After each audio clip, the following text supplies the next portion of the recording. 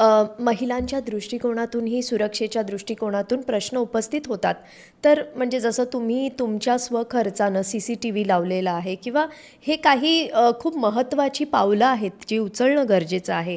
आणि रश्मीजी जसं तुम्ही म्हटलंत की त्यांचाही एक खूप चांगला असा कनेक्ट आहे तिथल्या महिलांसोबतचा.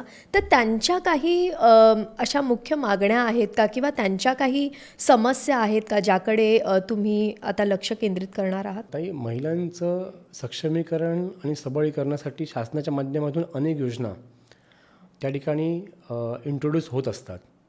उदाहरणार्थ आत्ताच वर्षभरापूर्वी मुख्यमंत्री माझी लाडकी बहीण योजना शासन स्तराच्या माध्यमातून आपल्याकडे राबवली गेली आणि साधारणतः 1700 महिलांचा अर्ज भरून त्या 1700 महिलांना थेट लाभ देण्याकरिता माझी पत्नी रश्मी मालुसरे यांच्या माध्यमातून प्रयत्न झाले.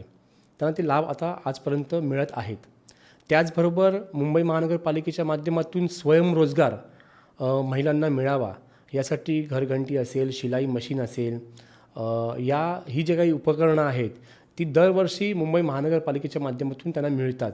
तर ती उपकरणं मिळवून देण्यासाठी सुद्धा जो काही पाठपुरावा करावा लागतो हा संपूर्णतः पाठपुरावा माझी पत्नी रश्मी मालुसरे करत असते.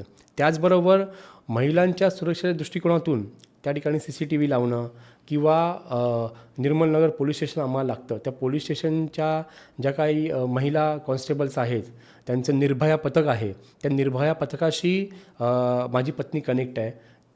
एक कुठलीही अनैतिक गोष्ट झाली की इमिजिएटली माझी पत्नी त्या ठिकाणी पोहोचते आणि निर्भया पथकाचे ज्या काही ज्या महिला अधिकारी आहेत त्यांच्या माध्यमातून त्या महिलेला न्याय देण्यासाठी त्या पूर्णपणे त्या ठिकाणी काम करत असतात.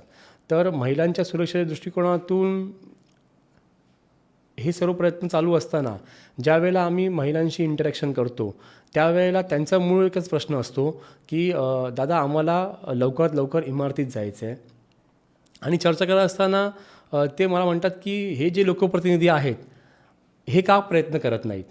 तर मी नेहमी त्यांना सांगतो असं की तुम्ही जर इमारतीत गेलात तर तुमचा हा वॉटर मीटर गटारचा जो प्रश्न आहे हा पूर्णपणे संपून जाईल. मग ते कोणत्या प्रश्न घेऊन तुमच्याकडे मतं मागायला येणार.